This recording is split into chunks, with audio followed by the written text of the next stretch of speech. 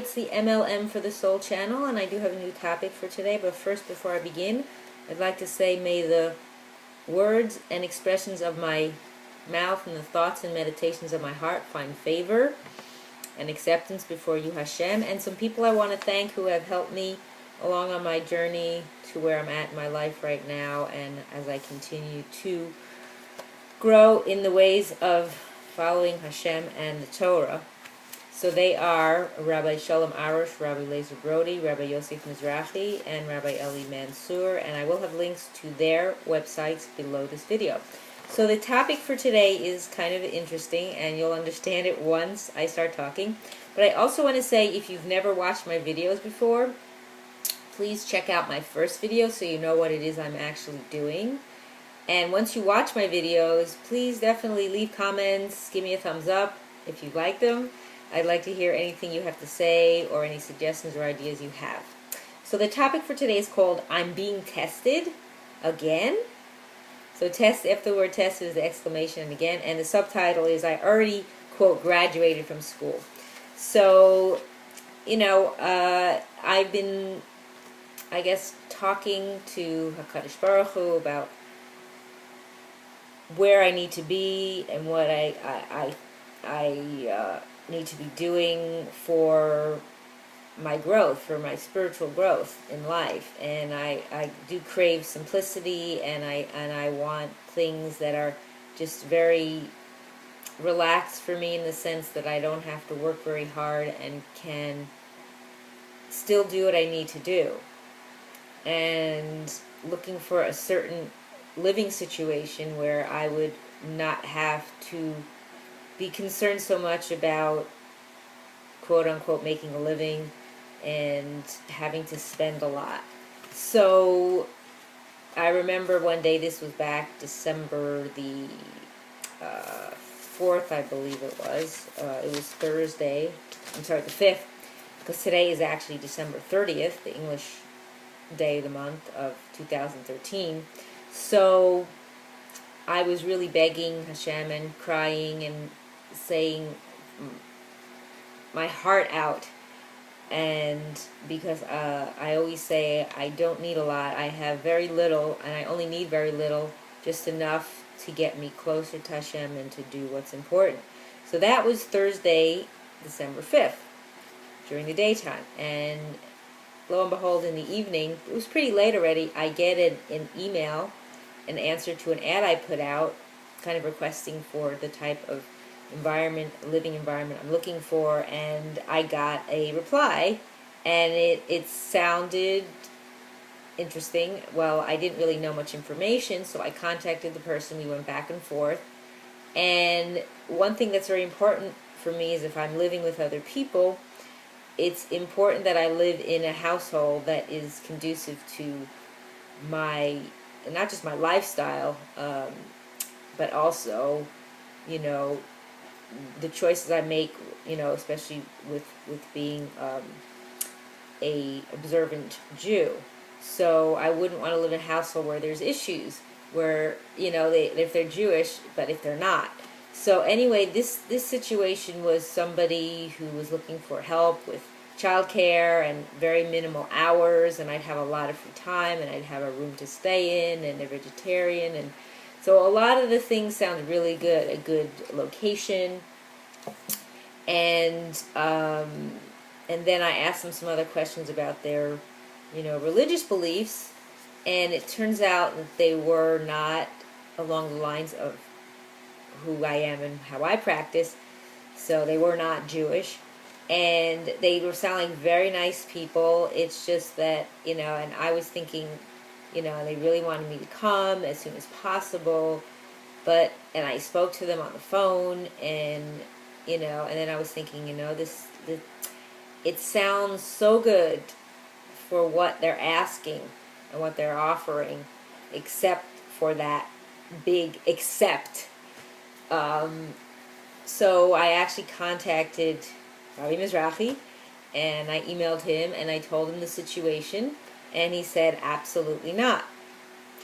And I had a feeling that that was the case too, but I wanted to confirm it for myself. So I contacted them again, and told them that it would not work, and they asked me why, and I explained to the woman the situation, then it wouldn't work. And then I actually emailed Rabbi Mizrahi again to say, I know that I was being tested. I know I just need confirmation. And not only that, it wasn't Hashem tests us, but this was more, to me, it felt like it was more the Yetzer Hara, because it sounded so good and so easy. It's like, it's okay, you could do it, your room will be yours, and you won't, like, they even said that, and there won't be any conflict there, but there's a conflict in the whole living space. So with their religious practices that conflict with the Torah. So I knew it was the Yetzer Hara testament. I said, Hashem, I know I passed this test, and I'm proud to say that I turned them down and told them why, and went on. And again, they're still very nice people, but it just won't work for me.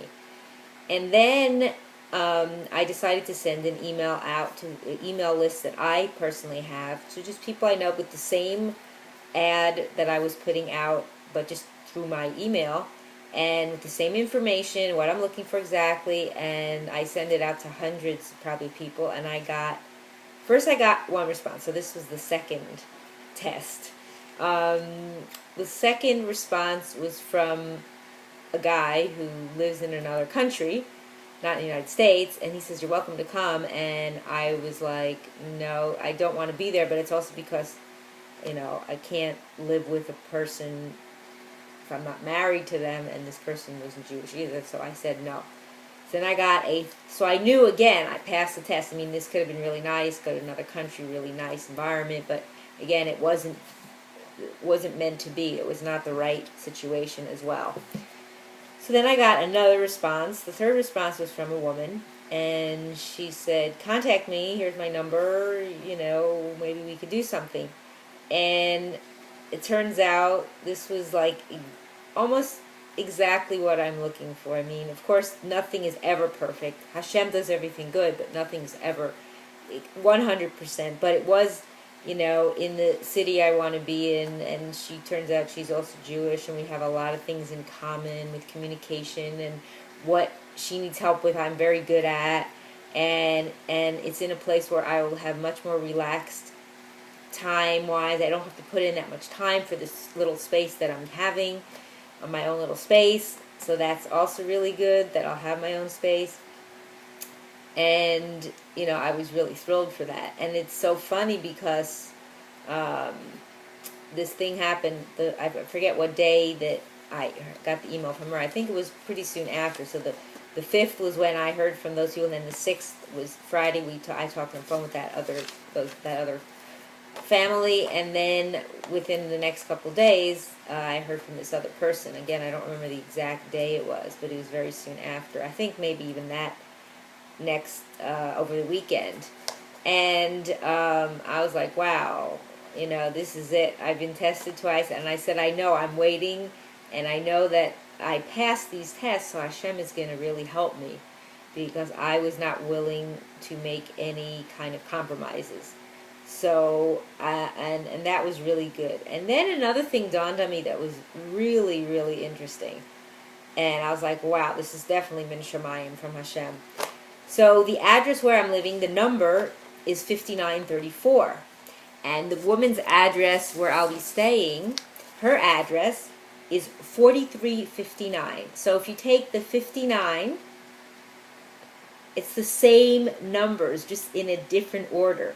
So if it's 5934, so if you flip the 34, this is my current address, to 43, and the 59 stays the same, it's the exact same numbers in a different order. And those numbers together actually equal 18. 9, 15, they equal 18. So when I realized that, when I noticed that, I was like, wow, I couldn't have planned this if I tried. Of course, it's not the same street name, but the actual numbers are the same numbers in a different order. It's the same 59, but it's at the end, and instead of being at 34, so it's 4359. So I was like, wow, Hashem, you're amazing. To just have this happen that way, it just, it was something that I couldn't have even predicted or imagined. So that's why my title what my title is. I'm being tested again. So it's a different type of a test. It's a nisayon. It's a test for me. I have to overcome the Yetzer Hara and not allow him to influence me, even though the first situation was really nice. But again, the living situation and the location, the big problem and the only problem, which is not acceptable, is because of the religious conflict. I don't know if they would have been not religious in their beliefs, if that would have been okay. I don't know. But like this now, it's a non-issue, and that to me was really great. That turns out that Hashem connected me with the right person who needs my help with different things in her life, and I also have the advantage of having a place that I'll be living, and I'll still be able to have a lot of free time to continue what I need to do for my own correction in my life and for getting closer to Hashem, and spending as much time as I can learning Torah and doing mitzvahs.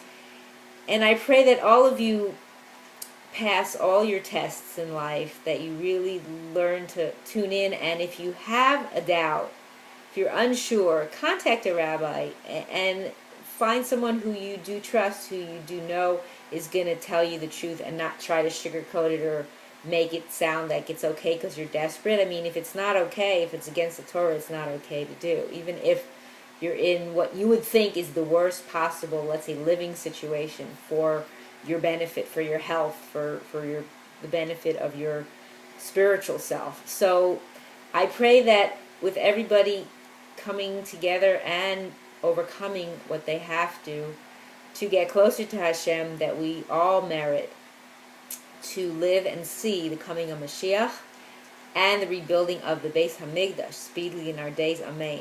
Thanks for watching.